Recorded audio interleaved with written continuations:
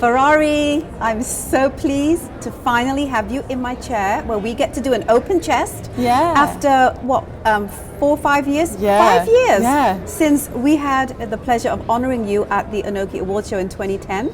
It was incredible. Thank you, my darling. One of my most favorite memories. I'm very excited about talking to you about your journey of life. I know it's been one that's been wrought with many peaks and valleys. It's made you the woman that you are. I know that you're fierce and you're strong, but you didn't just get there. So let's kind of go back. Let's go back to potentially your earliest memory that has always been reoccurring for you. Mm-hmm. What was that, and why has it been like that moment that stuck in your head? So when it comes to me wanting to be in music, the earliest memory I have, and I don't really remember how old I am, I think I'm around 3 or 4, is I remember walking into the living room in our house and looking at the TV, and I don't know, somebody was flipping channels or it was already on a channel and it was on Much Music. I remember just staring at the screen and the music videos and the dancing and the singing and like the theatrics and the acting, and I just knew right away, I'm like, oh my God, I want to do that. And as I got older and I started to be in choirs and actually listen to music and learn the lyrics, I loved it so much that it wasn't something I knew I'd be able to put away. But then, as you go along, living in an Indian family, South Asian, blah, blah, blah, like that is so not encouraged as a career, right?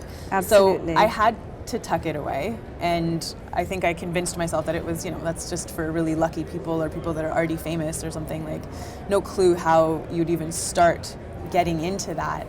And I finished my school, I went to university and all that, and then I moved to Toronto because at the back of my mind, I'm like, if anything's going to happen, it's going to be here, not in Ottawa where I grew up. Mm-hmm. And I kept working, I was paying off my debts, and it sounds so cliche, but there's no other accurate way to describe it. It was literally like a piece of my heart was dying and shriveling away every day I didn't do anything.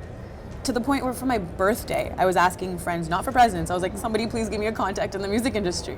Aww. It was an overwhelming, almost panic that if I don't do it now, I'll never do it. And I was in the midst of applying for med school applications and going to interviews, and I went to this one interview in the UK, and the woman sitting there, and she was like, oh my God, you'd be perfect, you already have patient experience, like you're so positive and this and that.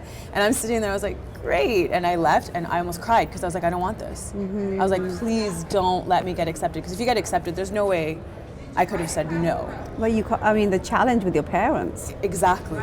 We don't really want to disappoint our parents. People think, there's the good girl and there's the bad girl.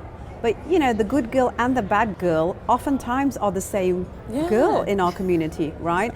I mean, this is that one side of us that we never want to disappoint our parents. We never want to make them feel that the hard work they've done, right, has gone to vain. Yeah. But then there's that point in us where we have to at some point say, do we just let that happen? Is that going to be our life, and are we resigned to it so it's okay that we go that route? Yeah. That potentially our parents want us to go to, because there's nothing wrong if you make that decision, right?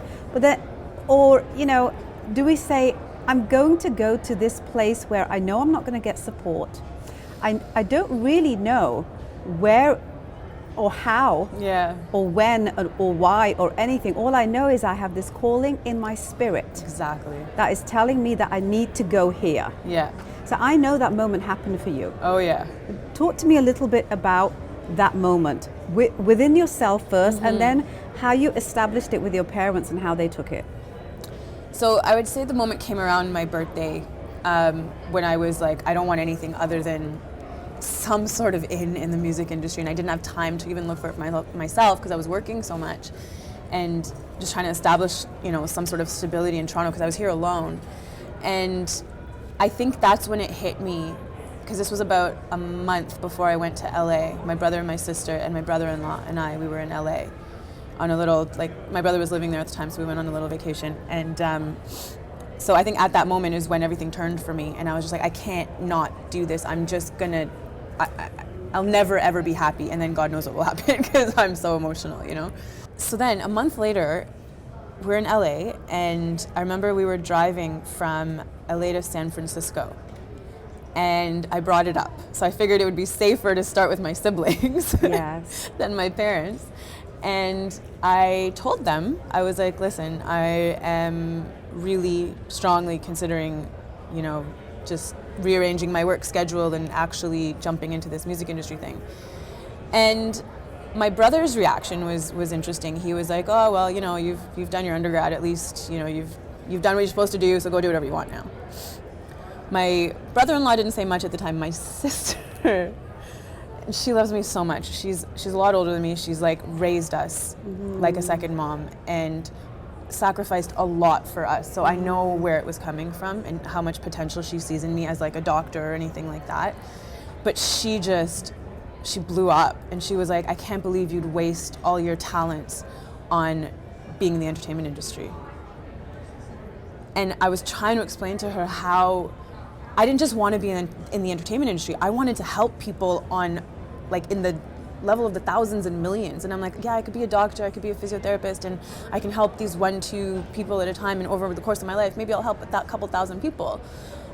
But if I can get to that stage of being that kind of influence, what I always wanted to do from when I was 16 was mesh the Indian influence into mainstream music. The way like Timbaland was doing it and Missy was doing it, but actually being South Asian and doing it. Right. So that was one of my main goals. I'm like, if I can be that person, because I've grown up here, I've grown up with mainstream music, but I also love Indian music and Bollywood and all of that. So I'm like, I could potentially be that person. 2, I wanted to stand for something that would motivate and influence, whether it be the youth or just people around, to just love each other, because this whole racism, hatred thing that was around, it didn't make any sense to me. It never made any sense to me. And I was like, okay, if I can get to be that influential figure doing what I love, think of how many people I can help. So I'm trying to explain it to her, but it didn't make any sense at that time. And so we got in a huge fight. I was devastated that, you know, I was finally getting the courage to do it myself. All I really needed was that little push. I know that you were devastated, but you still, trekked on, and Yeah. you decided this is what you need to do. It's really difficult. You know, it's easy for people to say, you know, that I did this. Yeah. But it's very difficult to do it. Yeah. So how did you do it?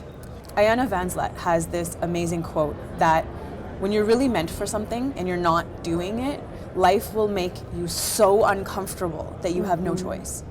And so what was happening just naturally, and I didn't even notice until somebody brought it up to me, is I was just more than miserable. I was lethargic, I was complaining all the time, I didn't want to go to work anymore. Every morning I would wake up to go to work, I was like, I can't believe I'm doing this again, And it was my boyfriend at the time that was like, okay, I can't hear this anymore. Like, you just Right. have to do something about it. Right. And I don't know why, but something just snapped in me Yeah.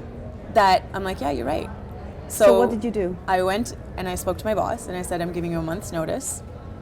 I'm not quitting, but I am only going to work part-time because I need time to do music. And he thought I was insane. He still thinks I'm insane. And everyone's always like, you want to come back and work as a physio because you're so good at it. And but it felt so good. It felt so good.